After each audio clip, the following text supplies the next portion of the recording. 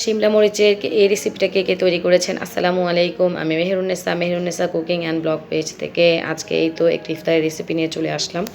শিমলা মরিচের এই রেসিপিটা অবশ্য আমি এর আগে খেয়েছি, কিন্তু এভাবে তৈরি করিনি। আগে আমি সব পুরটা রেডি করে অল্প তেলে আমি ভেজে নিয়েছি, আর আজকে আমি এটা বেসনে কোট করে করব। এই তো আমি গাজরটাকে ভালো করে গ্রেট করে নিচ্ছি।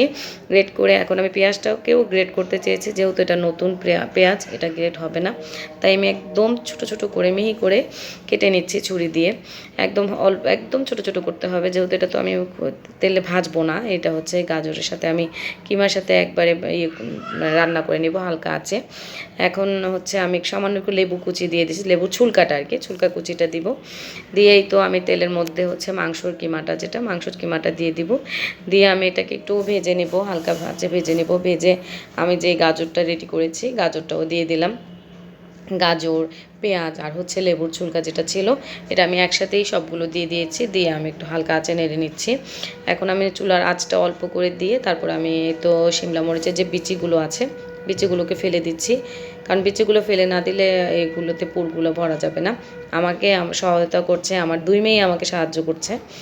ওরা আমাকে এগুলো মানে কাটাকাটি বলেন বা যেই কাজগুলো মোটামুটি করা যায় সবগুলোতেই আমার মেয়েরা আমাকে আল্লাহর মতো সাহায্য করে। যাই হোক, এখন আমি লবণ আর সামান্য একটু সরিষার তেল দিয়ে এগুলোকে ভালো করে মাখিয়ে নিচ্ছি।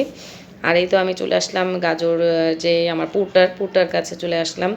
পুরটাতে এখন আমি একটু লেবুর রস দিয়ে দিব, আর দিয়ে দিচ্ছি সামান্য আদা রসুন বাটা।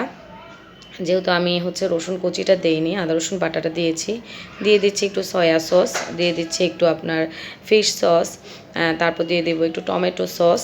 তারপরে গোলমরিচের গুঁড়া দিব, অবশ্যই গোলমরিচের গুঁড়া দিতে হবে। এই সব আইটেমগুলোতে গোলমরিচটা একটু বেশি দিতে হয়। গোলমরিচ, রসুন এগুলোতে একটু বেশি দিলে খেতে ভালো হয়, ফ্লেভারটা ভালো আসে।